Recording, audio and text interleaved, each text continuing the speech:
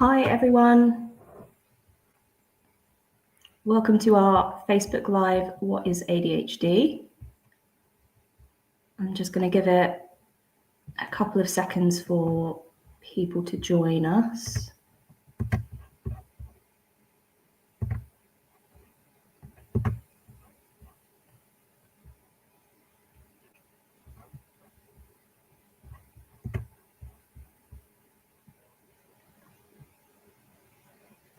Okay, shall we make a start?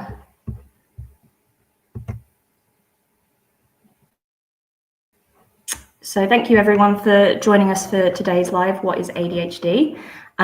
So today we're going to be covering what ADHD is and what it isn't with some myth busting.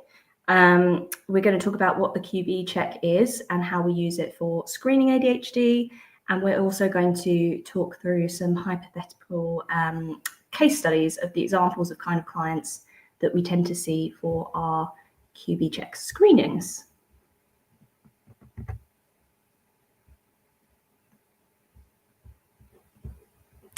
So just to start off with, so my name is Becky. I'm a clinical practitioner here at StarJumps. I've been doing QB screenings for probably about 6 years now, but I also support with autism assessments, and I offer something called neurofeedback therapy as well, which is really good for calming and regulating the nervous system. And I'm also here with my colleague Holly today. Hi everyone, my name's Holly. I'm also a clinical practitioner here at StarJumps. I run the ADHD screening clinics for both adults and children alongside Becky. I also offer non-directive play therapy to children in autistic burnout. So moving on to the next slide. Oh, there we go. Trigger happy. So those of you who haven't heard of StarJumps before, we are an independent multidisciplinary centre located in Crowborough in East Sussex. And we also have a smaller centre right in the city centre in Brighton. StarJumps was founded in 1989 and later expanded in 2011 by our CEO, Joe Brett.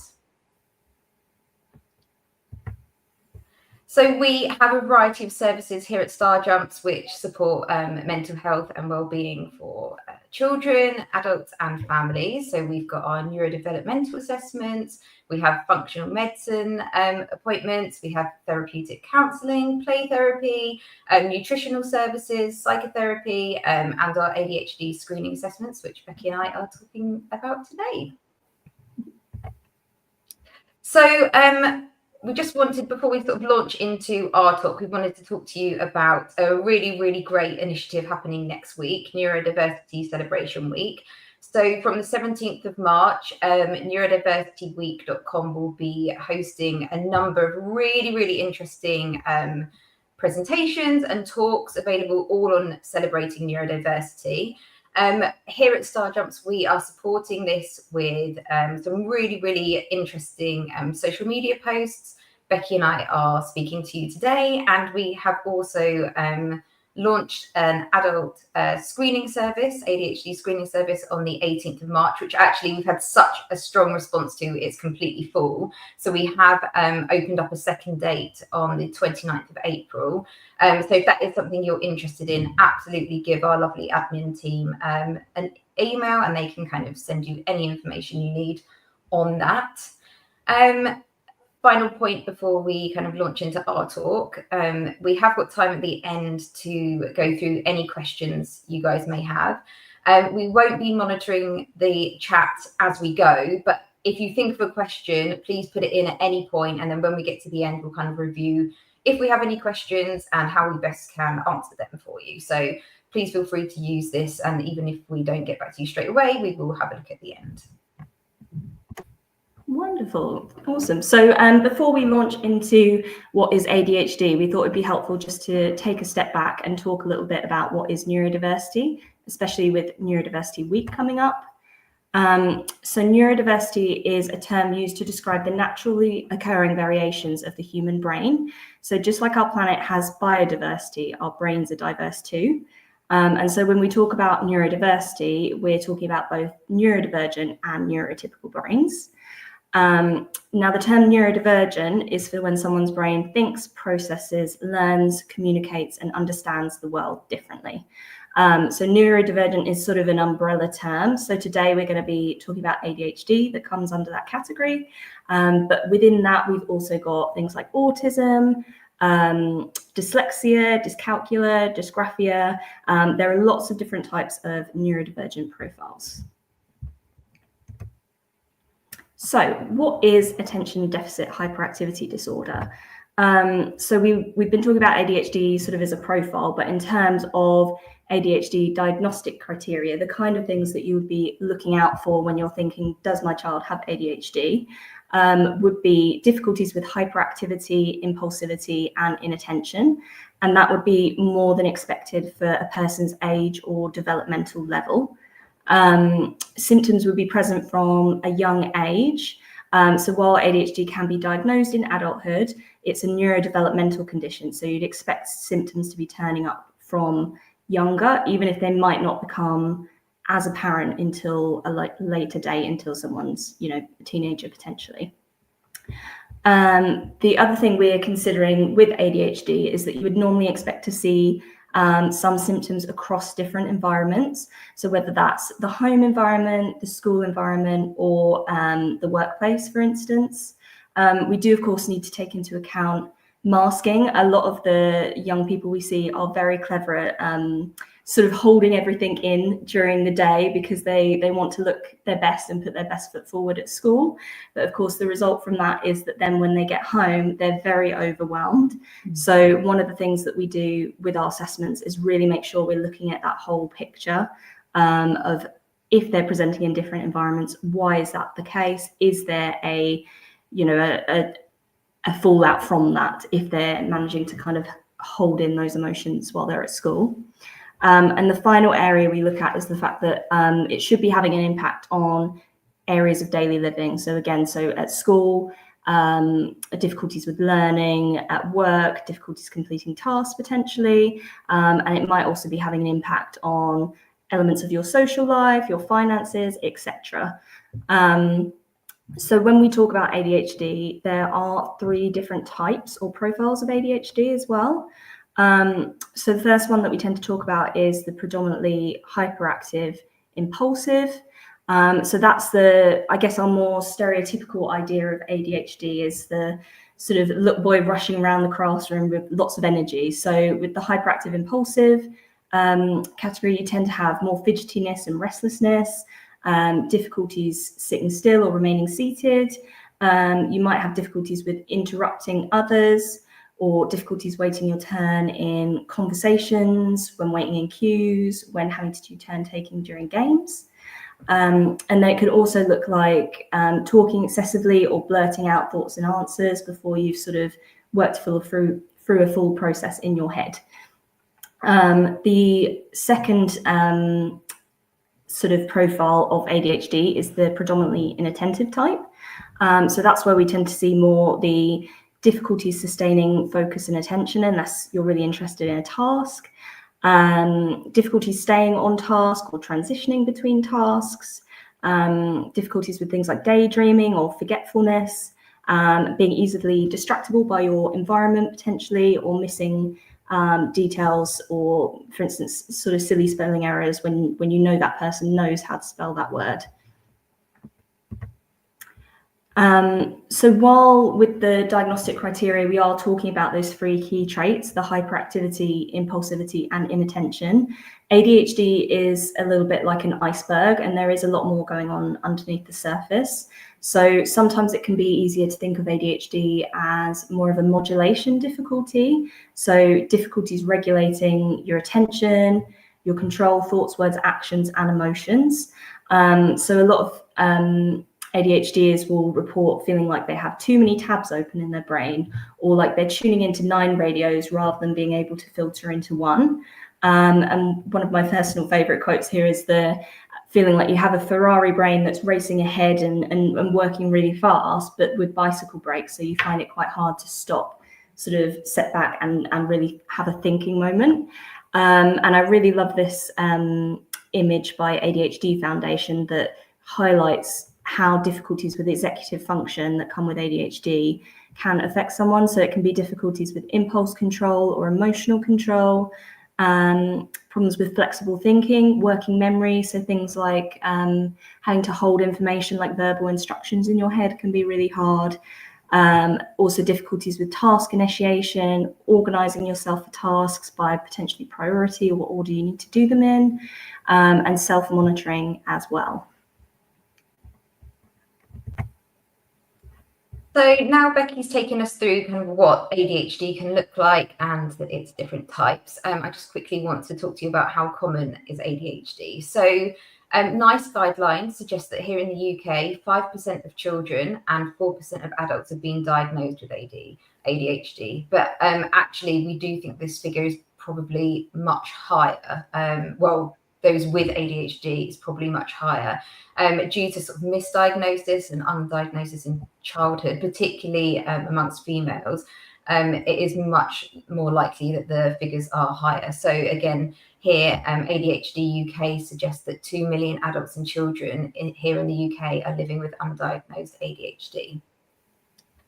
Quite interestingly, it's thought that genetic factors are responsible for up to 80% of the probability of having ADHD. So it's highly likely that if someone in your family has been diagnosed with ADHD, that either you or someone else in your family also has ADHD.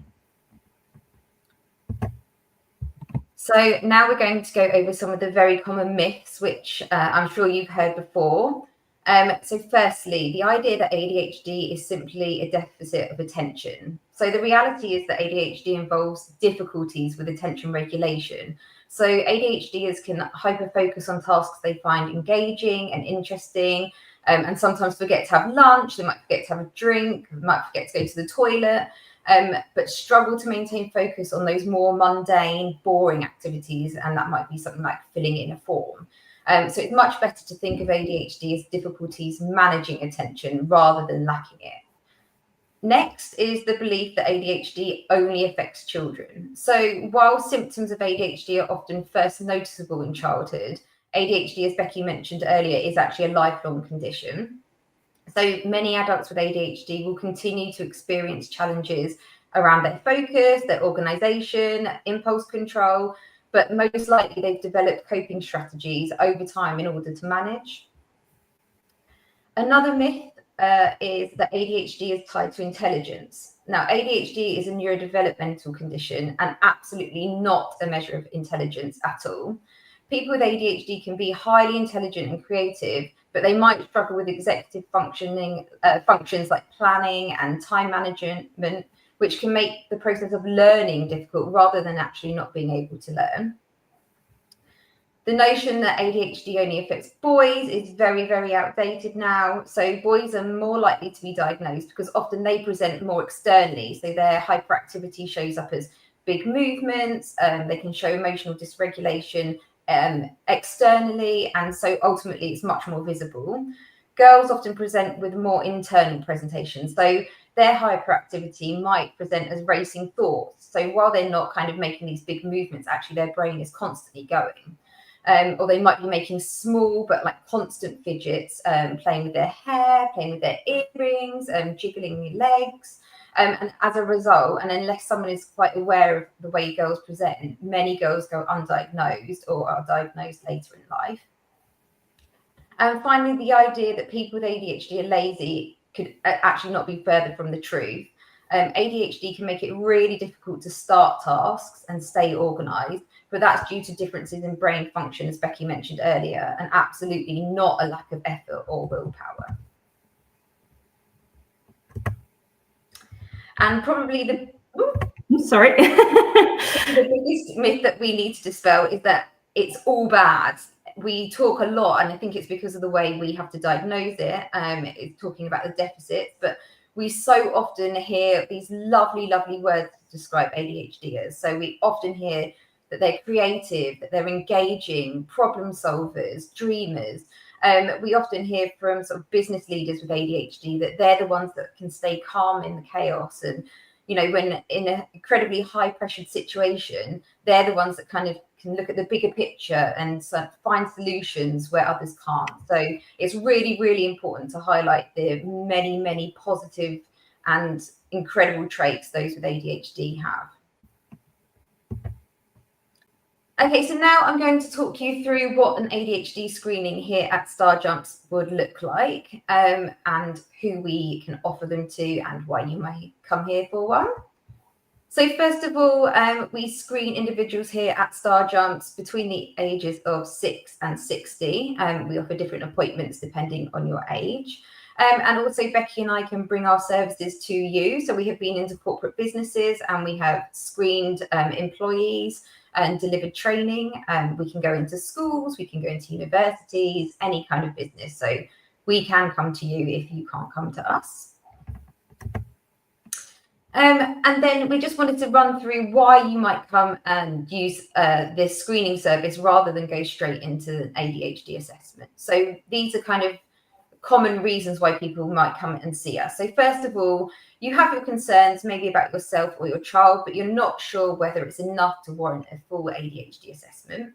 And quite often this can be because perhaps your child is presenting at home, but there's been absolutely no acknowledgement of it at school. So you kind of just wanted to kind of check it out before you go into a full ADHD assessment. Quite often we see parents come in here whose children have just received a diagnosis. And actually when you're talking through it, they realise that quite a lot of the traits their child has sort of shown, they sort of resonate with them and remind them of them as children. We all know that ADHD assessment waiting lists are very, very long at the moment. And if you feel you could kind of do with some interim strategies, that's something that we can help you with in our ADHD screening assessment. In addition, the QbCheck, which I'll talk you through in a minute, is an objective sort of piece of evidence that can go alongside questionnaires really nicely to sort of bolster and strengthen a referral when you do kind of get there. And finally, for anyone who sort of self-identifies as having ADHD, but is curious to kind of learn more about their kind of unique pattern of strengths and difficulties, the QB we can talk you through that as well. Yeah, I definitely feel like, Holly, in some cases we've seen almost kind of, it feels like we've seen the whole family. We see a child and then we'll see the sibling and then we'll see the parents, which is yeah, absolutely. Yeah. So what does an ADHD screening service look like here at Star Jump? So depending on the type of service an appointment you have booked, generally you'll be met by either Becky or myself and have a consultation with us. And this is just to go through any concerns you might have. If you've brought your child in, we will absolutely listen to everything they have to say. We take into account any feedback you give us with regards to how they're coping at school, how they might be presenting in other environments. Then whoever has come in for the screening will be sat at a computer and will take an objective test called the QbCheck. So the QbCheck measures the 3 core symptoms of ADHD, which are hyperactivity, impulsivity, and inattention. Depending on your age, the QbCheck lasts between 15 and 20 minutes. And it's a really, really clever piece of software because as soon as you finish the task, it brings up the report like you can see on the screen now. And within the appointment, Becky and I kind of go through this with you, talk through the likelihood of you having ADHD and how you may present sort of in real life situations. It measures your score against other people the same age and gender as you. So it kind of compares your scores to those with and without ADHD. For anyone considering it, it's not a test you can pass or fail. It's absolutely nothing to worry about. I think quite a few people are worried that they might fail it. It's not like a maths test at all. Actually, we call it the world's most boring computer task. So it's designed to test your sort of focus rather than your maths ability. Depending again on the type of screening that you have, you may get a report. So for children, we write quite a comprehensive report, which will take in all the background information you give us from school, from home, anything the child has said. And then you are free to share that report with whoever you feel is relevant. So the school, your GP, whoever you want to send it to. And also we also send you off with a links to helpful resources and a list of strategies for at home, at work, and in school. Okay, so we thought it would be helpful, again, just to really give a sense of the type of people that we might see potentially coming into a screening, to talk through some hypothetical case studies of the kind of people that we might see. So we've used familiar faces from Disney that some of you might recognise. And yeah, we'll just go through a couple of different profiles that we tend to see. This is in no way exhaustive. They're just the examples we felt might be sort of the most helpful. So first up, we have Alice in Wonderland, which some of you may recognise, and we're using her as an example of a young person who would go on to receive an ADHD diagnosis. So Alice is 12 years old, and up until recently, her family didn't really have any concerns about her development. She thrived in primary school and had a good group of friends, but since joining secondary has been struggling emotionally and academically. Her teachers have reported that she daydreams and doodles in class, and she seems to have difficulty getting started on tasks, even though her teachers know that she has the knowledge to complete them. Alice is really capable, but often leaves her homework to the last minute, staying up late to complete it. She finds it hard to organise her bags and often forgets things, and her teachers have started noticing her asking for a lot of toilet breaks. They think this might be down to anxiety, when in fact that she's actually using the toilet as an opportunity for a movement break. Alice also seems to be great at making friendships, but she struggles to maintain them because she can make impulsive comments and not reply to texts for weeks. Alice has started to resist going into school and is developing some anxious, perfectionist and checking behaviours because she's worried about losing objects or losing track of time and is trying to compensate for these. So we often see profiles like Alice's where symptoms of ADHD become much more apparent on transition to secondary school. Although if you looked through Alice's history, the traits would have always been there, but she might have been better able to compensate for them at primary school level. So transitioning to secondary school can be quite a big step up for a lot of children and young people. And of course, with that comes an increase in workload and homework, having to juggle a bigger range of subjects, whereas before you might have just been doing more of the core subjects. And it also normally involves needing to spend longer sitting in class, but also having to organise yourself to transition between different classrooms and take all of your sort of kit and books and stationery with you. Okay, next up we have Christopher Robin. He's 10 years old and would typically go on to receive a dual diagnosis of ADHD and autism. So Christopher has been showing quite significant dysregulation at home, but his teachers are always shocked when this is mentioned by parents at parents' evening. He's very active at home, but in the classroom makes lots of very small movements which the teacher wouldn't necessarily notice or sort of thought looked unusual, like jiggling his leg, playing with his fingers or doodling on his work.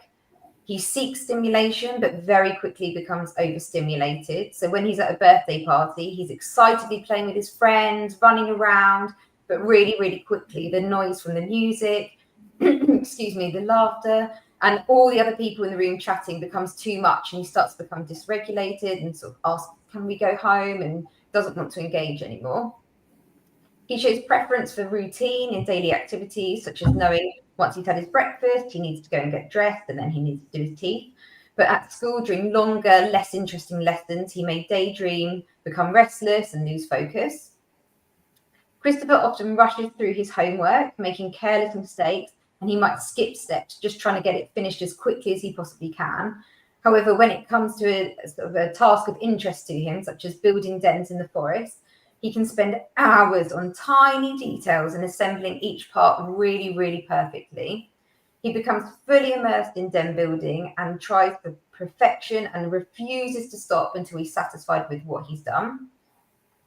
So some of the difficulties Christopher faces with his ADHD can be masked by some of his more autistic traits. So, for example, Christopher shows a lot of movement at home, but he loves to follow the rules and knows the expectation at school is to sit still in your chair, which is why his movements are a lot less noticeable. His ADHD brain wants to socialise and be with his friends, which is why at the party he's super eager to go and sort of socialise with everyone. But his autistic brain has a low sensory threshold and is really easily overwhelmed by all the noise. Now, this dual presentation is something Becky and I are able to pick up on quite regularly in the consultation, and we can often see it in the QB results itself. So whilst we are screening you or your child for ADHD, we will make recommendations and suggestions if we think you or your child may have other neurodivergent conditions. So that is something we are always looking out for. Okay, and then for our last case study, we have Mary Poppins, who represents a lot of the adult clients that we tend to see. So Mary's in her late 40s and has been known as a high achiever her entire life. She presents as giving 110%, going over and above at her job description. But this results in cycles of burnout every few years. And over time, she's developed some physical and mental health conditions, such as anxiety and chronic fatigue.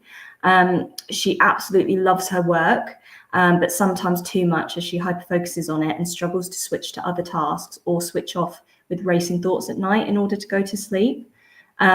She works well under pressure, but struggles without a set deadline. She works hard to make sure that everyone else's life is organized, but her own internal and external world is chaotic. So she might have things like numerous to-do lists on Post-it notes, but she can never find the one that she's after. And Mary has worked hard her whole life to compensate for these difficulties, such as always being early because she easily loses track of time, or over preparing for meetings and every possible eventuality, and working after hours to get things done. So that brings us quite nicely thinking about those case studies and how they could potentially impact in the home, in social environments, and in the workplace, to make us sort of think about why recognizing ADHD is important.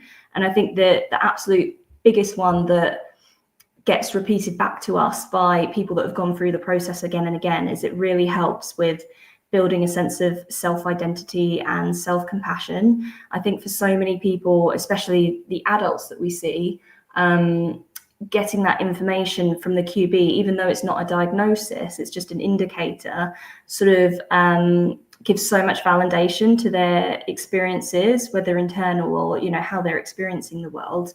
And it's a bit of a light bulb moment for them. And suddenly it feels like a lot of things click into place and make sense.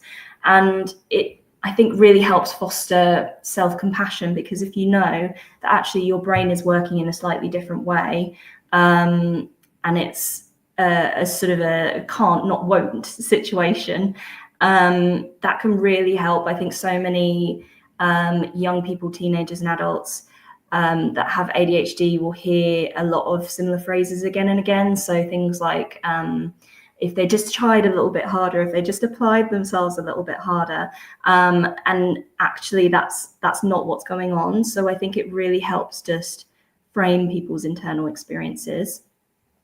Another sort of important part of recognizing ADHD is understanding what does and doesn't work for your neurotype.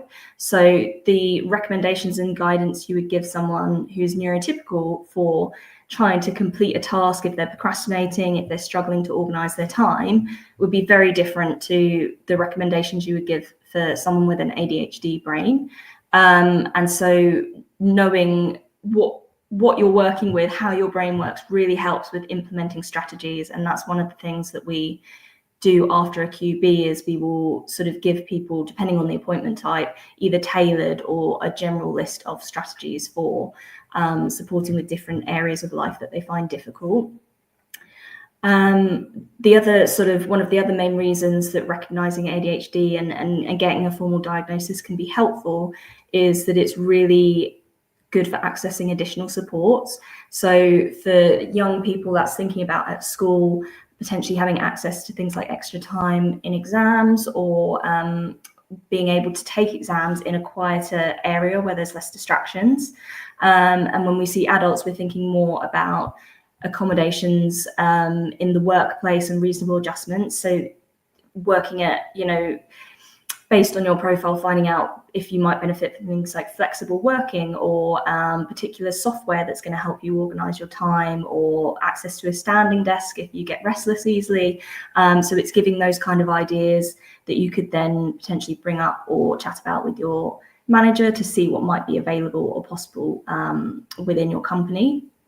And then the final thing that we often think about, and sadly do have to think about a lot with the clients we see, is that recognizing ADHD early really helps reduce the likelihood of secondary conditions occurring. So mental health conditions like anxiety, low mood, depression, and burnout. We know that ADHD brains are much more susceptible to this. They have a really highly sensitive nervous system. They're trying to manage living and navigating a world that is set up much more for a neurotypical brain's way of working, and actually navigating that can be really difficult. So the sooner that you recognize that you have that profile, the quicker you can put in those recommendations and strategies that are going to stop your stress bucket from kind of topping up, and actually we can, poke some holes in that stress bucket to sort of use strategies to bring those stress levels back down. So that brings us to the end of our talk today. Thank you so much for joining us. Becky is very quickly having a look in the comment section just to see if we've got any questions we can answer right here, right now. Yeah. So I think for some reason, so we have got some on Instagram. For some reason, they're not filtering through onto this system. But we've got a couple of questions. So the first one is, what is the youngest age of a child you can screen for ADHD? So for that one, the youngest that we can see for a QbCheck is 6 years of age. And that's purely because it's comparing set data, and the data doesn't go below the age of 6.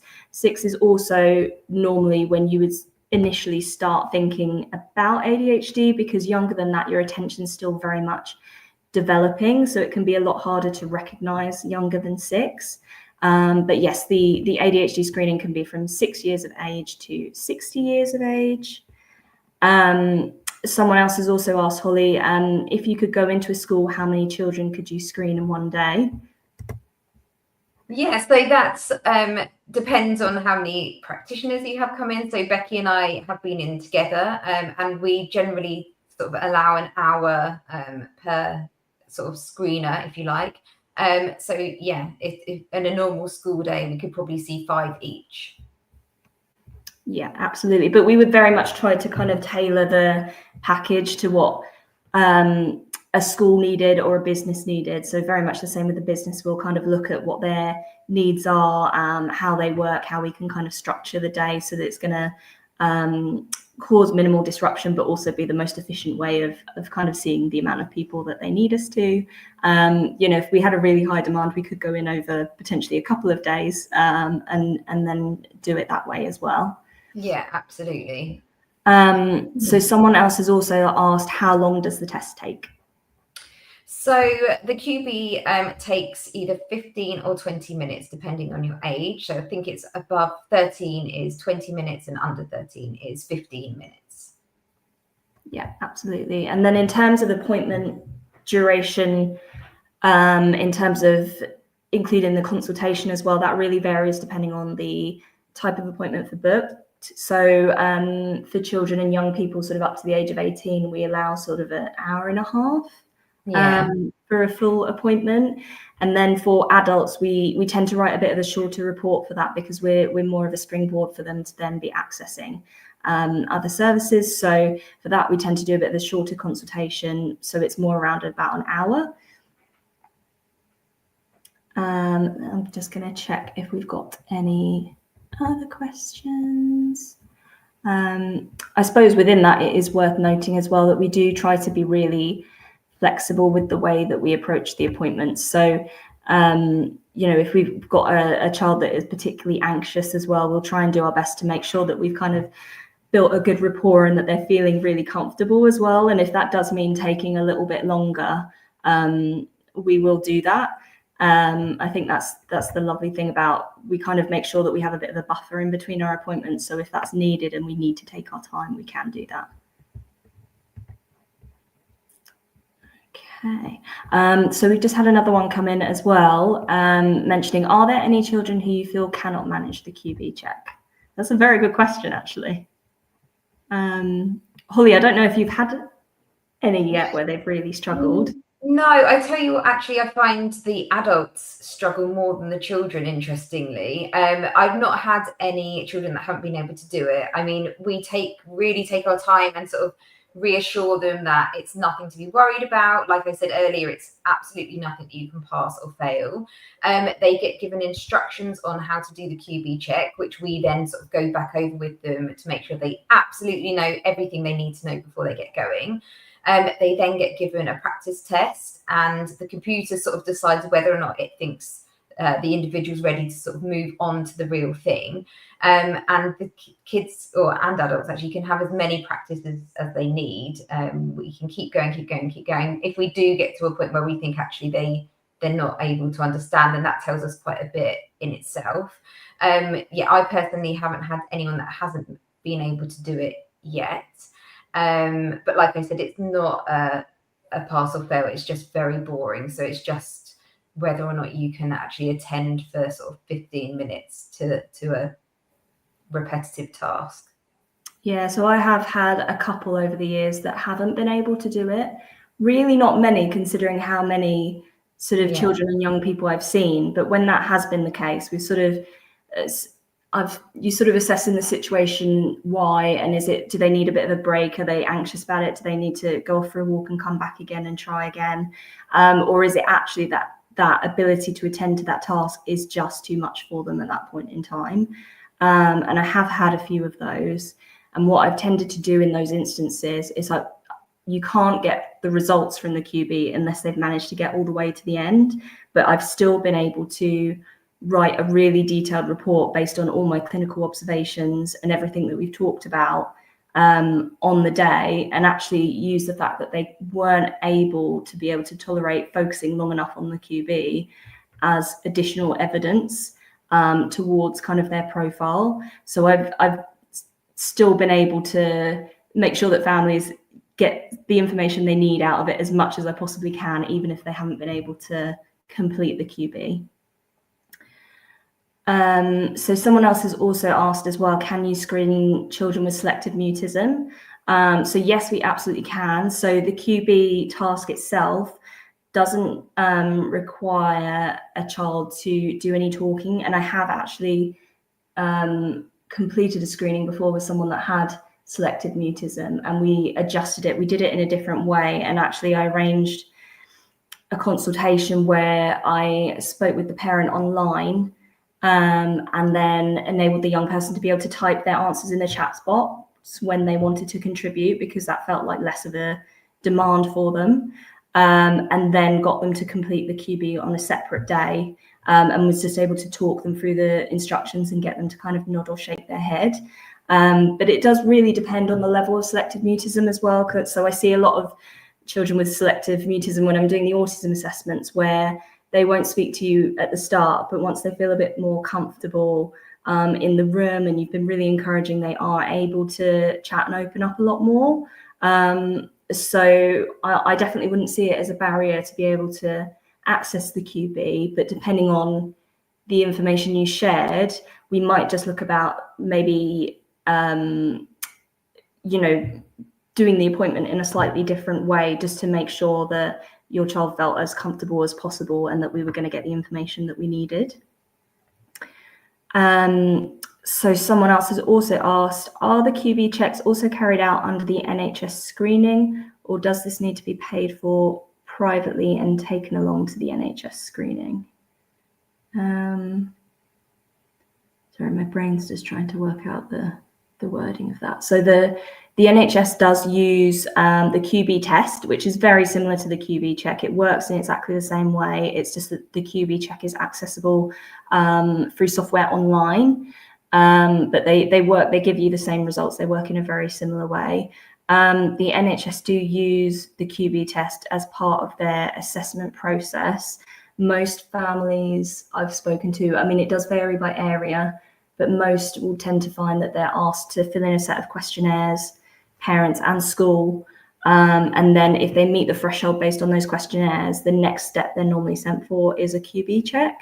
And then once that's through, they'll review all the information together and then look at booking a face-to-face appointment. But like I said, it does vary the way different NHS do carry it out depending on where you're based, East Sussex, Surrey, etc. So we've certainly seen children, haven't we, Holly, where they've had a QbCheck with us, and then the NHS has been able to take that on as evidence and almost in a way sort of fast track to then that follow-up appointment. Yeah, absolutely. Yeah, and so often, it's so subjective. It's all based on questionnaires, and the QbCheck sort of just adds that objective piece of evidence that perhaps they're looking for to kind of like, fully support a diagnosis. So yeah, we have definitely had people have QbChecks here that have then sent them on to the NHS. Yeah, absolutely. Equally, as I say, different NHS areas do work differently, so that there might be instances where they might have a clinical reasoning for wanting to complete their own one. For instance, if a significant amount of time had passed, for instance, if it was 6 months since you'd had the screening with us and they were then being processed through their system, they might think, actually, we'd like to do it again to review potentially if anything's changed. But normally we found that our QbChecks can be really helpful and useful for the NHS to then take on that additional information to complete their assessment. And I think also just as something, like we said earlier, in the interim to hand up to schools. So, if your child is waiting, it can be a couple of years. And if you kind of want to show some evidence, sort of more, I mean, I'm sure they will have seen it in school anyway, but sort of just to have a bit more evidence for them to kind of put any kind of supports in place, then you can hand that straight into them, which is great. Yeah, absolutely. And we've definitely had some really lovely feedback, haven't we, from parents, Holly, where they've been able to give the report to the school sort of while they're waiting for that formal assessment process. And they've been able to implement a lot of the strategies straight away, and they've really helped. Yeah, absolutely. Absolutely. Yeah. And then we've also got another question. So I already have a diagnosis, but have never had a QbCheck. Would it be useful for me to do one still? If you kind of wanted to sort of have a further look into where you may, if you kind of weren't so sure of where it was you might be struggling, then it might be worth it. I would say that a QbCheck is really, really good, more if you're curious about whether or not you have ADHD. It can absolutely show sort of areas that you struggle with and how this might present in real life. So while you have your ADHD diagnosis, you may not be aware of all of the things that you do might be related to ADHD. And so we can always help with sort of additional strategies for those and that kind of thing. But it wouldn't get you anything extra if you've already got the diagnosis, if that makes sense. Yeah, so the QB is predominantly sort of used to help with diagnosis, but it does give you lots of really fascinating information, doesn't it, Holly? And the fact that it's so visual is really lovely, and it makes it so much easier to understand. And I think that's one of the things we really like about it. So if you are curious and you feel like you're still exploring your identity in terms of your ADHD and how it affects you, you certainly could come for an ADHD QB screening if that was something you're interested in. It's quite interesting in the way that it breaks down sort of your activity levels, your impulsiveness, things like your processing speed, and your sort of reaction time variability that can say quite a lot about your attention style, I guess. Awesome. And then we've also got another question coming in. So if the score on the QbCheck is not that high or conclusive, but you still believe your child has ADHD, is it still worth pursuing? So we do see this quite a lot, actually, and this sort of falls more in with perhaps that dual diagnosis where, a child has, you really, really suspect your child has ADHD and then they score low, but actually a few things you've mentioned in the consultation might indicate that there's something else going on as well. I think we do often see kids coming in with sort of lower or elevated scores, whereas they're absolutely convinced it would be really, really high, and this might be because actually they've really hyper focused in that moment, but actually the kind of background information you've given us would really indicate that ADHD is most likely at play. So it's absolutely something we see, and it's nothing we don't sort of instantly disregard the score. We use it as part of our recommendation and our suggestions based on everything you've told us, everything the child has told us, things that might be going on at school, at work, after school clubs, with friendships, like any kind of historic information you've given us. It all comes together, and that's how we form our kind of recommendations and sort of next steps of what we suggest you should do. So we do often see children perhaps not scoring as highly as you would expect them to, but if we feel like it's worth pursuing, we will absolutely let you know. Yeah, we see some very interesting patterns, don't we, in terms of spiky profiles on the QB, when you may have more than one thing going on. And I think that's really where kind of the clinician behind the process that's supporting with the screening really comes into play, and kind of interpreting that information, because I can sometimes have a child that scores maybe 3 out of 100 on the QB, so really, really low. And actually, if someone's scoring that low, that in itself is quite helpful information for me. Looking at that profile is actually, have they done unusually better than average? Have they got a really, really detail orientated brain? Or have we got really spiky results where some results are much better than average and some are showing quite significant struggles? Again, that's kind of a sign that there might be that kind of, with that dual diagnosis we talk about, that kind of internal conflict of sometimes autistic symptoms sort of masking ADHD symptoms and vice versa. So I would always say that even if a QbCheck score comes out low, it's still worth doing, because that in itself can give you some really useful information. And sometimes if we need to, we'll send out additional questionnaires as well to try and gather some extra evidence to try and piece that all together for you as well. Yeah, and I think it's important to say in the reports that Becky and I write, particularly with the child reports, we will write all of our clinical observations in there as well. So exactly what we've seen. I've so many times I've had kids come in who have, not really been able to sit still for the time of the whole time of the consultation. They've been up out their chair, exploring the room, making really, really big movements. And the second they're put in front of the computer, they do not move a muscle. So, while their hyperactivity score on the QB might be quite low just for those 15 minutes, actually our clinical observations will sort of highlight that there's been, big movement levels, and we make sure that's noted in there. So yeah, that is so true, Holly. That's a really good point. I've definitely seen some children where they almost present as two different children within the same appointment, where their behavior sort of before and after varies so much. And it goes back to that sort of masking and need to comply that we were talking about earlier, where as soon as they're set to a task, they might be able to hyper focus on it, or their anxiety levels are so high to comply that they're really, really trying hard. And then you can see the instant release afterwards once they know the demand's off and they've been able to complete the task. Yeah. So someone's also asking, can we come to you under the right to choose? Unfortunately, that's not something that we have set up at the moment.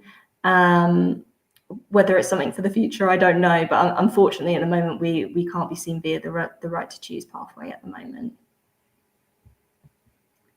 I'm just going to see. I think we might now be at the point where we've answered. I'll just leave it a couple of seconds just in case someone's going to pop a last minute question in. But I think that answers everything. So thank you so much for listening, guys, and thank you for all your really great questions as well. It's really nice to have those, to be able to interact and make our brains work a little bit as well. Yeah. If you do have any questions about wanting to book or arrange a QB appointment, whether that's for business schools or individuals, so children or adults, you can definitely contact info@starjumps.com or give us a call on our number, and they'll be able to share all the appointment information and documents with you and costings and things like that. And just to reiterate again as well, that we are, as part of Neurodiversity Week, trying to do an initiative where we're improving access to screening. So we're offering a sort of a bespoke special offer rate for adult ADHD screenings. Our 18th of March date is completely booked now, which is lovely. And we've got another date on, was it the 29th of April? Yeah, Tuesday, the 29th of April. So again, I've already seen lots of interest for that. So if that is something you're interested in, definitely kind of reach out and get the information pack as soon as you can. Yeah, and let me know. Someone's also asking, please maybe get copies of the slides. The Facebook Live should sit on our Facebook profile permanently after we stop going live. So you should be able to review and re-access them at any time if you want to rewatch or share with someone else. And someone's also asked, will this be recorded at all? So yes. Same response. So it should sit on our Star Jumps profile page. So if you want to comment to link in friends or share it or review it, then it should be there as a resource for you. And also on our YouTube, I think it will stay on our YouTube as well. Yes, and hopefully we've managed to stream live on Instagram as well. It's the first time we've tried it, so it might sit on there as well. Fingers crossed. So thank you guys so much for listening. And have a lovely rest of your evening. And we'll speak to you soon, or possibly see you soon if anyone's looking to make a booking. All right, thanks. Bye. Bye.